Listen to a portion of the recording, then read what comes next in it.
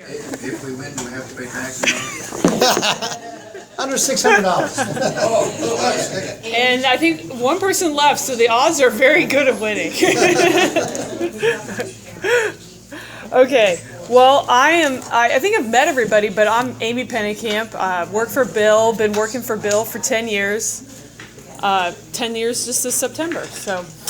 I'm waiting on my Hesh Law clock or watch, but I haven't gotten a 10-year anniversary yet. Anyway, in your material, we gave you an estate planning self-assessment. And just at your convenience, I would recommend that you go through it. And it's a good way to kind of think about estate planning and see where you're at. And have you done the necessary documents? Are you in good shape? Should you meet with your advisor? Have you reviewed things with your advisor recently? So just a kind of a little self-assessment test for you to take. But what I'm going to do is just take you through the basic estate documents that I feel every business owner, really everybody, should have. And I'm always amazed to hear about people that don't have estate documents. And just from my experience, we kind of see the horror stories as attorneys of what happens when you don't have documents, or you do have documents but they're not set up properly, and then that's really where people start spending a lot of money on attorney fees, because then we got to come in and try and help undo things if we can. Sometimes it's too late. We're working on an estate right now that the estate was set up, but the assets were not in the trust. There's a surviving spouse from a second marriage, and things are not flowing. I mean, it's still hard to say what the father's intention was, but there's a lot of fighting, and the assets are not going to pass probably what the dad's intent was. And really, at the end of the day, I think we're up to 5 different attorneys involved in this matter. They're going to lose so much money just on attorney fees trying to get this thing sorted out. So if we start with the basic estate documents that we think everybody should have, the first one would be a durable power of attorney. And the reason why you would want a durable power of attorney is if you became sick or disabled, who is going to handle your finances? If you have accounts that are in your sole name only, and you got sick or became incapacitated, unless you have a power of attorney, a family member has to go to the probate court and get appointed your guardian in order to be able to pay your bills. And you wouldn't think, we think of bill paying as such a simple everyday task. It becomes a nightmare when you have to go through the guardianship process, because the probate court has to approve every expense that is paid from the incompetent person's assets. So, we had a client where he became the guardian for his mother because she did not have a financial power of attorney. And just your everyday things of like, you want to go out and buy your mom clothes, because he was not in a financial position himself that he could just bear that personal responsibility. Going out and buying your mom clothes, any kind of food, those were all things that had to be pre-approved, and then he had to keep receipts for them. And anytime, in Hamilton County, if you have a guardianship, an attorney has to co-sign on checks. So it really becomes an administrative nightmare. Whereas if you just have a simple power of attorney, whoever you designate can go into the bank, get put on your account, and they can pay your bills. It's very easy. There's 2 types of powers of attorney. There's just the durable power of attorney that takes effect immediately. Whoever you designate can pay your bills. So you might not need it right now, but you would have it, a lot of times husbands and wives, if you've been married a while, you're comfortable giving that power to your spouse. Sometimes we have clients that one spouse travels a lot, and so for convenience purposes, it's good that they have a power of attorney so that if something comes up, the spouse that's in town could sign on their behalf. But there's also another type of power of attorney that's a springing power of attorney. So it only springs into action if 2 doctors certify in writing that you're disabled. So the person that you designate cannot handle your bills unless you really are disabled. So a lot of times younger individuals, they don't really feel comfortable giving that power to somebody. So then you just do a springing power of attorney so that nobody can act on your behalf unless you really need it. The only downfall is that then they have to go get doctors to certify in writing that you're disabled. So it really comes down to a personal decision of who if you want that person to have to go through that, but that is a safeguard. And then we always suggest that you at least designate one alternate, because what if, if it's a husband and wife, what if you were both in an accident, you both were sick, disabled, then if you don't have an alternate listed, then your alternate has to go to probate court and get appointed guardian. So this is really a simple document that everybody should have, and it's very, it's not expensive to put in place. The next documents would be a healthcare power of attorney and a living will. If you're a Kentucky resident, it's one document. If you're in Ohio, it's two documents: Ohio healthcare power of attorney and Ohio living will. And in Kentucky, they merge it into one document. So basically, who's going to make your healthcare decisions if you can't do it for yourself? Again, if you don't have a healthcare power of attorney, family member has to be appointed your guardian to make healthcare decisions. I recently found out somebody I knew who had an illness for 8 years, and she didn't have a healthcare power of attorney, which it seems hard to believe that that wouldn't have gotten done. But in her final days, there were some issues with the family having to try and make decisions when there was no healthcare power of attorney, and so there's a delay, and it's just a simple document to allow somebody to make those decisions for you. And the healthcare power of attorney, the living will, there's also, the living will is two situations. If you were permanently unconscious or terminally ill, would you want life support? Would you want to be on a feeding tube? By having a living will, you are making the decision today that if I'm terminal, I'm permanently unconscious, if two physicians have examined me and determined that life support, a feeding tube, is not going to help me get any better, it's simply going to prolong the process of dying. By having a living will, you're stating that you do not want those things, and that you are making the decision today. So basically, you can the form in Kentucky allows you to either designate that your family member will make those decisions, or you would have the living will piece that you make your decisions today. And it really comes down to a personal decision. Some people know they do not want life support. They feel strongly against it, so they have a living will. Some people also know that it can be very hard for family members to have to sign those final orders. They feel like they're killing a loved one, and so they don't want to put that burden on the family member. So you have a living will. Other people feel they don't know. They don't know how they feel about that, and they trust that the family is going to be able to basically examine the circumstances, work with the doctors, and they feel confident that the family can make that decision. And so then you would only have, in Ohio, you would only have a healthcare power of attorney. But then in Kentucky, because it's incorporated into one form, there's certain boxes you check if you just want to allow the family to make the decision. And the other question, with both a financial power of attorney and a healthcare document, is who are you going to designate to make these decisions for you? Some family members are very good financially, and maybe not so good when it comes to making a medical decision. They have a soft soul. It'd be hard for them to make a decision. But you wouldn't want them necessarily handling your finances. They're maybe not good at handling money. So you don't have to have the same person. And then oftentimes, we have young couples, and you were recently married. Do you want the spouse to make your decision? Do you want, we have people do where 2 out of 3 control. You have your spouse and your parents, depending on the relationship, if people want parents to be included. And the one thing I would say here is there's kind of a generation where college age students, people don't think about having these documents for your children.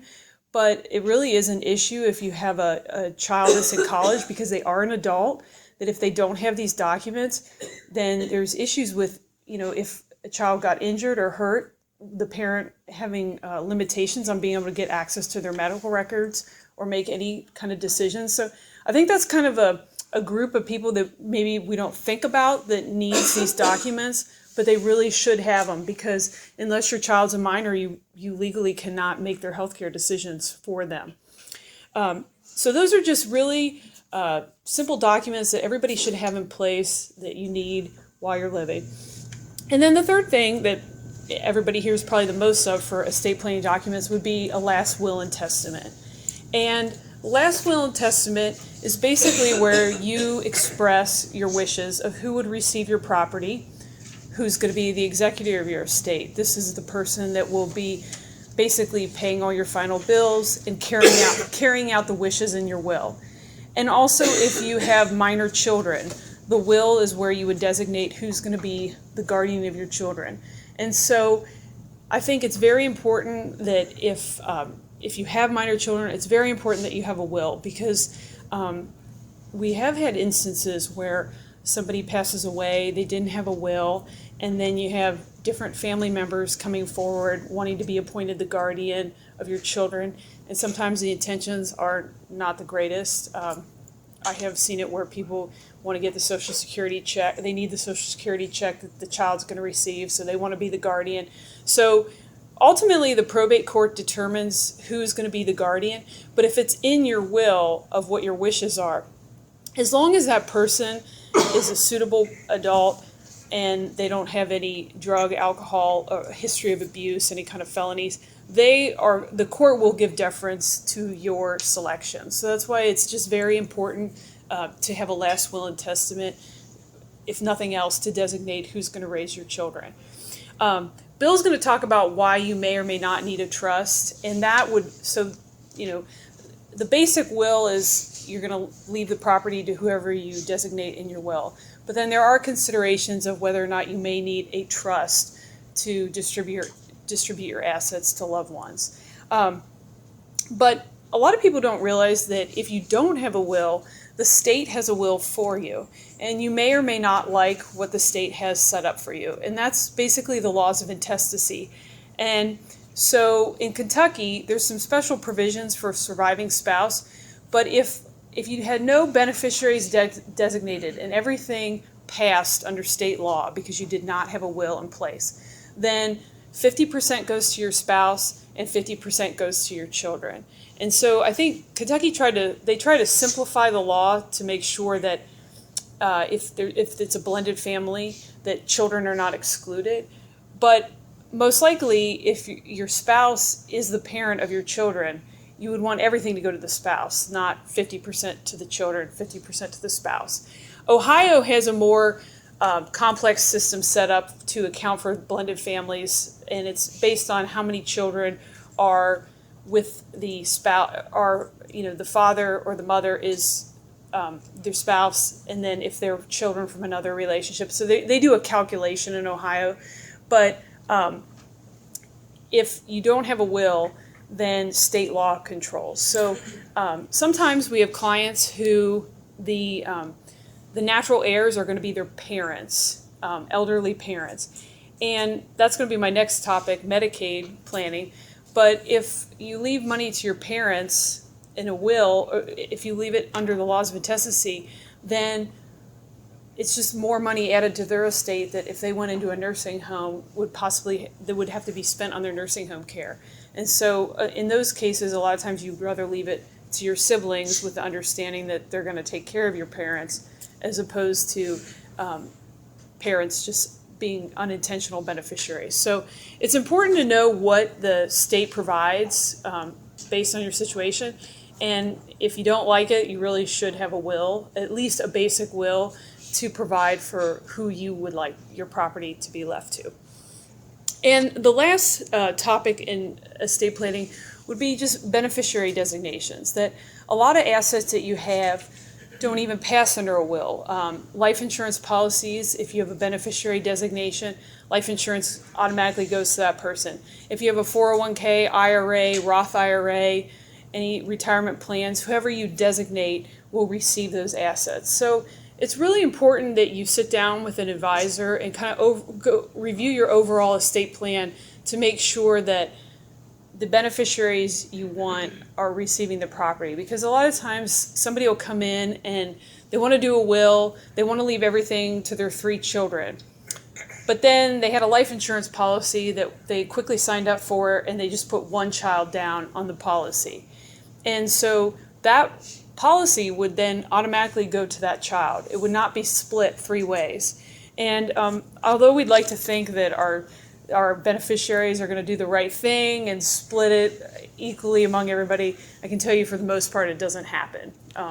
That person would just take the assets. Every once in a while we come across families that they knew what the parents' intention was and they honor that. But it's really important to review those designations because it may or may not be what you want.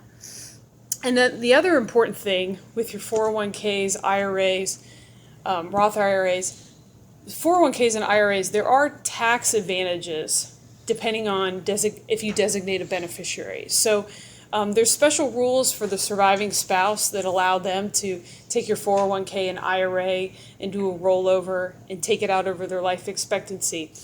But there's also the case of if you designate a non-spouse, then whoever you designate for a 401k, an IRA, they can then take the money and do an inherited IRA and take it out over their life expectancy. So it allows them the longest amount of time to be able to take distributions to minimize the income tax that's going to be owed on this pre-tax money. If you do not have a beneficiary designated at all, then the IRS rule is that the money has to be taken out in 5 years. And so a few years ago, I had a client where he inherited an IRA from his brother, who the brother never designated a beneficiary. So under the laws of intestacy, the IRA ended up coming to him. Well, he had 5 years to take out the money. He was already 3 years past his brother's death by the time he came to see me. So basically, he had to take a very large amount of money out over a 2-year period.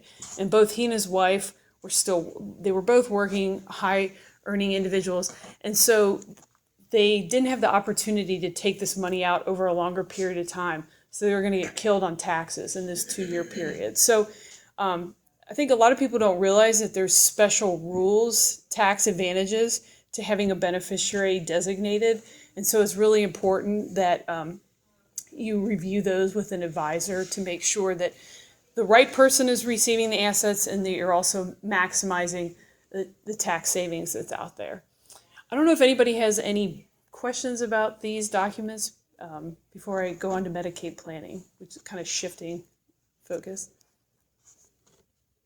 Okay, so you may or may not be familiar with Medicaid and Medicaid planning, and this would be something that maybe people in the room, if you have elderly parents that may or may not have to go into a nursing home down the line, people are often surprised to hear what the cost of the nursing home is. I mean, if you've never had to experience it. And the average cost of a nursing home in Cincinnati is right around $90,000. It's a little less in Northern Kentucky. We met with a client 2 weeks ago that's at a nursing home in Cincinnati that's going to be $130,000 a year. And a lot of people feel like I've spent my whole life saving, creating a nest egg, and now I'm going to have to spend it on the nursing home because Medicare does not cover nursing home care. It covers the first 100 days if you come directly from a hospital. Medicare will pay for the first 100 days, and depending on your plan, you may have a copay after the first 20 days. But after 100 days, then you go private pay. And so Medicaid then is the program that will help pay for nursing home care. But Medicaid is basically intended to be there if you have no other money to pay for your nursing home care. So the rules are basically if you're a married couple, then excluding your house, because you do get to keep the house, your other assets, the surviving spouse gets to keep $117,000. So if you had $500,000, basically the rule is that you would have to spend down to $117,000 if you had investments before the government would step in and pay for your nursing home care. The rules are worse if you're a single individual. You have to have only $1,500 before Medicaid would step in and pay for your nursing home care. So, there's this group of clients that you maybe have between 200 and 800,000 where you have this nice nest egg, and depending on how long you could be in a nursing home, the assets could be depleted rapidly. If you had a client with Alzheimer's that was physically well, but they were going to be in a nursing home for a number of years. So that's when Medicaid planning becomes important, because most people are not okay with just, well, I'm just going to, okay, we'll spend it, and once it's gone, then I get Medicaid. Because once you do qualify for Medicaid, you only, basically what happens is every month your income, your Social Security, if you have any pension, that money has to go to the nursing home to pay for your care. You get to keep $40 a month, and the rest has to go to the nursing home. So you can't get much for $40 a month. You know, we have clients on Medicaid now that you can't even get your hair cut once a month for $40. So, you know, at that point then your children, other family members are having to step up and personally support the parent for any extras that they would want. So, you know, people say, well, okay, so why can't I just make myself broke? I'll give all my assets away to my kids, and then I'll be at $1,500 and I'll qualify.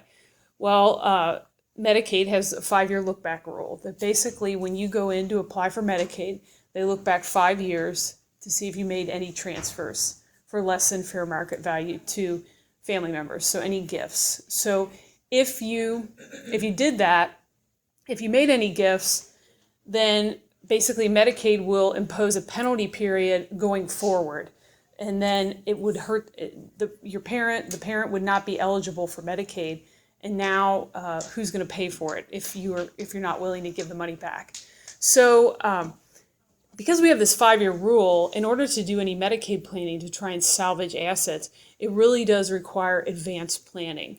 And so in the outline, I kind of put together, the thing with Medicaid planning is it comes down to everybody's situation is different, because the rules are different depending on, are you married, are you single, what type of assets you have, what are the value of those assets. So what we have in the Medicaid planning section is basically kind of a worksheet that before you met with an advisor that I would recommend you complete, because then when you go see your advisor, they know what your assets are, and then they can properly advise you as to what planning techniques are out there to try and salvage the inheritance. And you know, my second point is, you know, there's other considerations when you're going to do this type of planning, is that you may like a nursing home that you want your parent to go to, but they do not have Medicaid beds, or they have a wait list for Medicaid beds.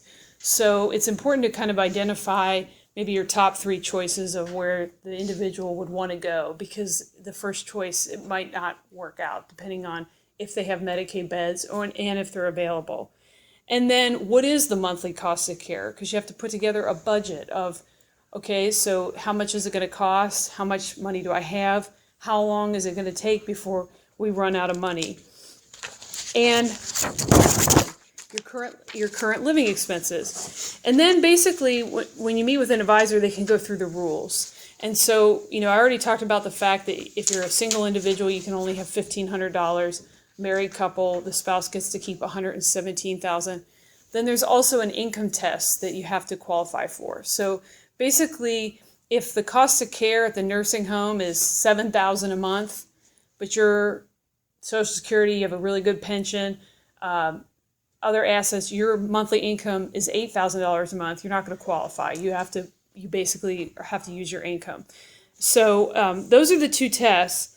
And then it also just really depends on where you are in whether or not somebody's going to be able to help you do any kind of planning. If you knew that the parent was over 5 years out from needing to go into the nursing home, then we can basically do advanced gifts where we would gift property to the children and get the 5-year rule running. And then after 5 years, they will qualify for Medicaid. But you have to put together a budget as to how much you think they're going to need during that 5-year period to support themselves, and then you could make a gift. This technique would kind of only work with people that have larger amounts of money and that would be able to support themselves for 5 years. Most people that we see they can't get by the 5-year rule. A parent's going to be going into the nursing home either immediately, within 6 months, and what can you do? Can you salvage assets? And we identified a couple of planning strategies, but one technique that is still available in both Ohio and Kentucky is that depending on it really depends on the situation as to how much money you have and what the monthly cost of care is. But there's an opportunity to actually make a gift, trigger a penalty period, give back half. It reduces the penalty period, and then you've qualified for Medicaid. So you basically could salvage half, but you have to run the numbers because it may or may not work depending on what the cost of care is at the facility. There's also a care agreement that we can set up for if we have children taking care of a parent. Then Medicaid allows you to compensate the children for taking care of you. We do $20 an hour. You have to keep track of your hours, but it has to be in a written agreement. So, if you have children that are helping the parent, doing odds and end errands, taking them to doctor's appointments, it's a way to at least try and transfer some money to the children, depending on where you are in needing to qualify. The other thing is prepaying for funeral. There's other things you can do to legitimately spend down. So it really just is a kind of on a case-by-case basis, but just trying to make you aware of some issues that are out there, that if you had a parent going into a nursing home, it is important to meet with an advisor to see, is there anything you can do? Because most people just don't want to sit back and do nothing and find out that there were some rules that they could use to their benefit to try and salvage money. If maybe you don't want to pass, you're not so concerned about passing wealth on, but if nothing else, if you can do some advanced planning and shift some money to your children, then they have a pot of money that they can use to supplement your care. Because Medicaid, for example, Medicaid only provides for a semi-private room. So if you were able to do some things and had money set aside, then the children have money that they could get you a private room as opposed to a semi-private room. And just one last thing I do want to point out is that there's a special rule in Kentucky regarding Medicaid, is that when it comes to the asset tests of the $1,500 or the $117,000, in Ohio, they would require you to cash out any IRAs, 401ks. You'd have to cash them out and spend them down in order to qualify. Kentucky has a very favorable rule now. I can't guarantee how long it's going to be here, but that if you have a 401k IRA, you do not have to cash them in. You still have to take out your required minimum distribution every year, and that has to be paid to the nursing home. But the principal can remain intact and you would qualify for Medicaid. So I actually advised a client to move his mother from Ohio to Kentucky because the only asset she had was a $75,000 IRA. So she moved to Kentucky, qualified for Medicaid immediately. He's taking out the minimum amount every year, which is around $3,000, paying it to the nursing home. And if she would pass away, Medicaid can, at this point in time, Medicaid cannot recover against that IRA if you have a beneficiary listed. If she lives a long time, there may not be anything left by the time she has to take out her distributions. But if something happened, we didn't know a year ago if she was going to live very long. If something would happen to her in the next year or two, then he would be entitled to that money, and it would not be subject to Medicaid estate recovery. And for him, this is very important. He really is struggling financially. I have a couple things that are cool. First thing I would ask, I had heard that the look back was going to give 7 years. Have you heard that? There's always been rumors. There's always rumors because, they keep moving it back. But right now, nothing has been changed, so the look back is 5 years. And it is usually grandfathered in, so whenever you made the gift at that point in time, then you would be subject to the 5-year rule as opposed to if they changed it to 7 years. And I just want to make a comment because I went through this with my mom several years back. Part of the problem is when they start hanging out with their senior friends, they hear horror stories of their kids taking their money and not being able to do anything with it. So, in her situation, she had a condominium. And I know the one way that we got around it, and I don't know if you can still do this or not, but we put her condo in a living trust so that she could live in it, but it was deeded to me. And that's one thing, just for time, I didn't go into that, but whenever we do a gift, if we're gonna do a gift to a child, we do it into a trust, because it's kind of a safeguard. The trust has to provide for the child, but there's the moral obligation that they're gonna use the money for the parent. And that is a consideration, is what kind of relationship do you have with your children? If you gifted the money in trust to the child, do you know that they would use it to take care of you and not themselves? And sometimes people don't have that kind of relationship with the children, and so this is just not the kind of planning that you do. And then, Well, I think that she just wanted the security of knowing that she could stay there as long as she wanted. right, and so that's what you do, is like, you put the house in the trust, but then you rent it back to the parents so that they have the security knowing that they could continue to live in the house. You mentioned about the $117,000, so the married couple, but the one of the spouses is receiving nursing home care, and now they've spent down to the $117,000, and they have a house, they still have the property.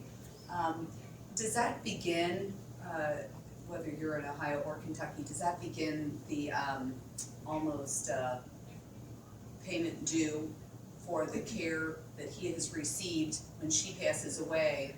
Will the cost of his care be attached to the value of the property at that point when the property is disposed of for the second to die? When they're, if he would die first, then there's no recovery if there's a surviving spouse. If she would die, in Kentucky, there's no recovery if there's a surviving spouse. If he would die first, there's no recovery. If she dies first, now this $117,000 has to be spent down to $1,500, and then they could. And if he passed away before he spent down to $1,500, then they could recover anything that's left. So we're assuming that she never became a Medicaid recipient, so there was no estate recovery when she died, just if he died second. Correct. Then there's an estate. So basically what happens is you qualify for Medicaid, but then ultimately when you pass away, Medicaid presents a bill of this is how much we paid out in a benefit, and they look to recover against any assets. And usually the only asset at that point is real estate, because if there's a spouse, the real estate is exempt, you qualify. But if you were a single individual, you can qualify for Medicaid and your house is exempt for 6 months before they make you sell it. So that in that scenario, if you're a single individual and you passed away in the first 6 months, you have this real estate. So now Medicaid can present a bill that, they paid $10,000 for 4 months, $40,000, that they could then take a lien on your house that they would have to, they look to recover against any assets. So I know I kind of went through the Medicaid pretty quickly, but I wanted to give Bill time to kind of talk about why you may need a trust in your estate plan. So feel free afterwards if you want to ask me any specific questions, I'd be happy to answer them. Cool. Thank you, Amy. I might want to add too that the Medicaid planning is really complicated. And there's also something we can do sometimes with what I call last minute planning. It's a very simple technique. We had a couple 91, 93 years old. We put their assets into a trust. We didn't know who was going to die first. But the trust, it had to do with disinheriting the spouse. We put it in a trust so that it wouldn't be in the will, because Medicaid would say if the spouse died, that the spouse should take against the will. So we put it into a trust, and they can't take against the will and the trust. And so we didn't know who was going to die first, and so we were able to save half the estate, $250,000. Dad did die 6 months later. Mom lived, spent her money, and was on Medicaid for a couple of years, so the two sons were successful when Mom died in 97, 98 years old. The only problem was the two sons were now in their 70s, and I said, have you done your planning? Because we saved them $250,000. And so it's kind of one of these things that carries on from generation to generation. I did want to comment, though, that we use trust in our estate planning for a lot of really, really good reasons. In the outline that you have on estate planning, on page 12, that we have the top 3 problems that we find exist when you don't use a trust. There's wasteful spending, wrong heirs, and worthless investments. This comes from the fact that typically, these statistics are that when people inherit money, a lot of times 90% of it is spent within the first year. Now, if it's significant money, usually it lasts a little bit longer, but it's not unusual for inheritances to be spent. And that's a concern that we feel that clients that have money, that they want to use a trust to provide for their family, but then we also want to put some strings on it so that it controls that the money's available. Very typical, like for my trust for my kids, and we do estate planning for young couples that is very effective. I said, look, I'm going to give you the trust I've had for my kids for 20 years, and that is that if you die, then a third goes. If you die, it goes to your spouse, but then upon the death of the spouse, it goes to your children. They get a third at age 25, a third at 30, a third at 35. Allows them to spread out the inheritance over a period of time. It's a very simple plan. And so one thing that I would emphasize that we try to do with young couples and with in particular, that we try to identify one of our goals in the estate plan is the surviving spouse and children financially secure if one of the spouses die. And a lot of times, no, that's why you have term insurance, even when you're young. It's real inexpensive. And what we find then, if you do that, then you really need a trust. But you're a young couple and you don't want to spend a lot of money on trust. So we have we basically give them the boilerplate that's my trust. We're able to do that for a couple $1,000s then, to give them a trust and all the estate documents in one package. So that's something we do for young couples. So we do the estate planning with trust for young couples. Someone's divorced, it's very important. Do you want your kids to inherit money? I always say, but kids are not going to win the lottery when I die. So that it's one of those things that's held in trust. We also provide, too, I think it's prudent that you don't want your children inheriting money at age 18, getting out of high school. So our trust doesn't provide that they have any right to anything till age 25. So they got to be on their own, supporting themselves, hopefully going to school. But the trust has the ability, the trustee, to transfer money for their support if they're doing the right thing. Education, maybe a business, a home, those types of things. So some really basic trusts that we use that really is applicable to really most anybody. It's really important, I think, though, for business owners, though. I'm going to go focus, because we ended up talking about that in the last session on succession planning.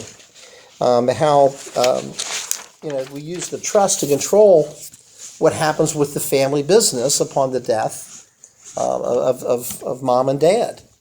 And so on page 11 of our outline, the one thing that I would focus on is that sometimes we'll have an operating agreement to determine whether, what decisions are going to be made, what kind of percentage of ownership is required to make major decisions. And so sometimes we'll hold property in separate trusts for each child, so that each trustee, they could be the trustee maybe of their trust sometimes.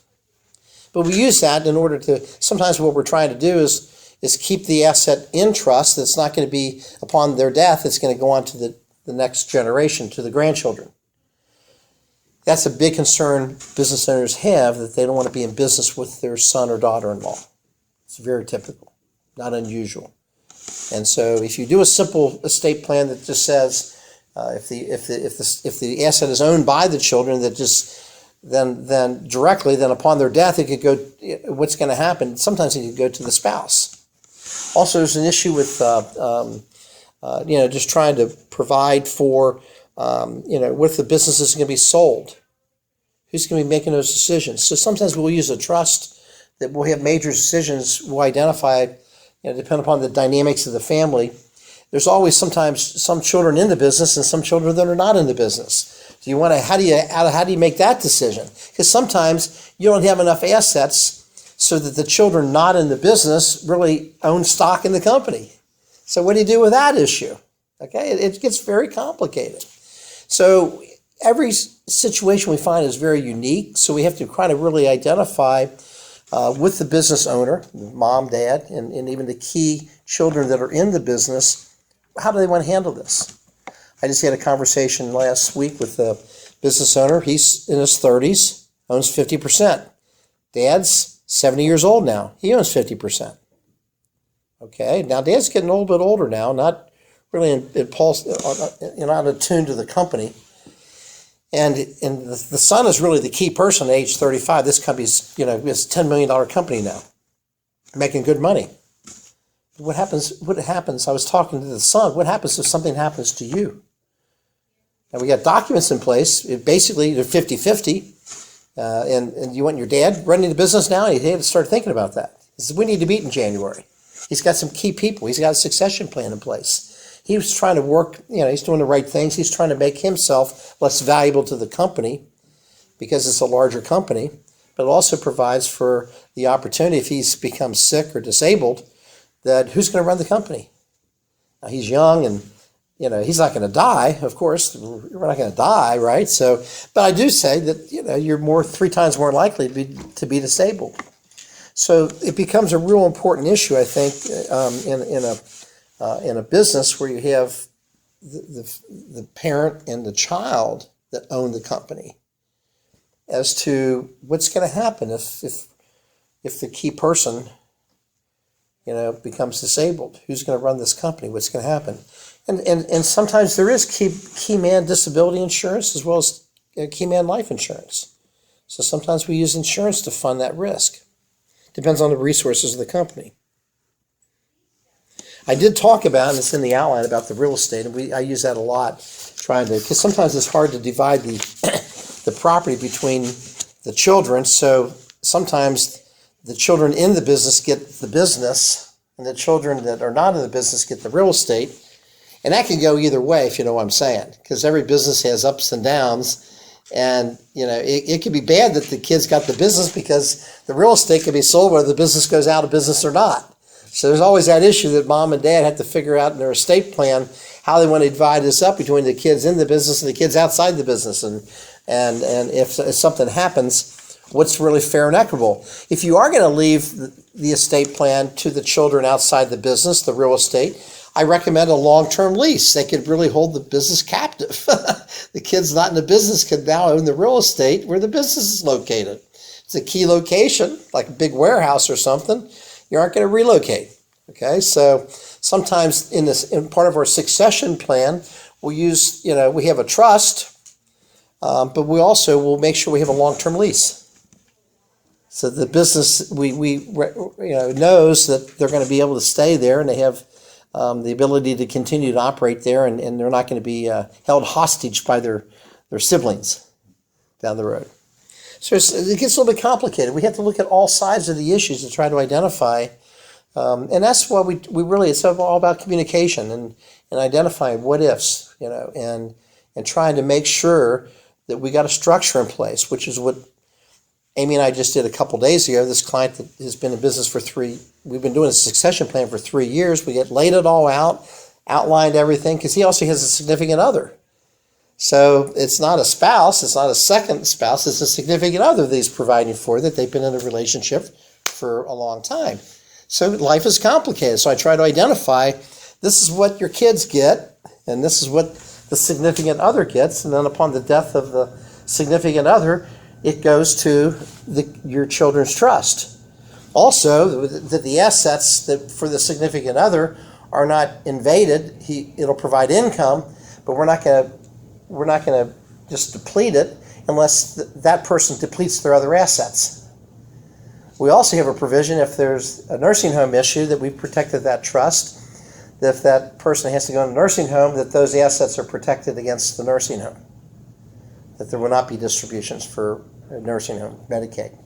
So we do a lot of different things in our estate plan that's it overlaps, but we have to look at all these issues. And I think that I really strongly encourage, any business owner to really be looking at having a trust and making sure that it's part of the estate plan. We try to identify some really good reasons why that it really is beneficial. Oh, are there any other questions before we wrap up? I know we got a drawing, but see if there's any other questions to address. All right, let's move ahead.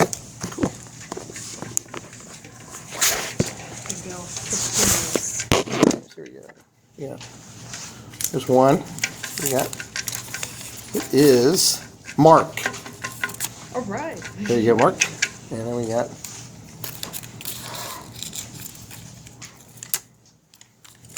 Scott. There we go, Mark and Scott. There we go. Starbucks? All right.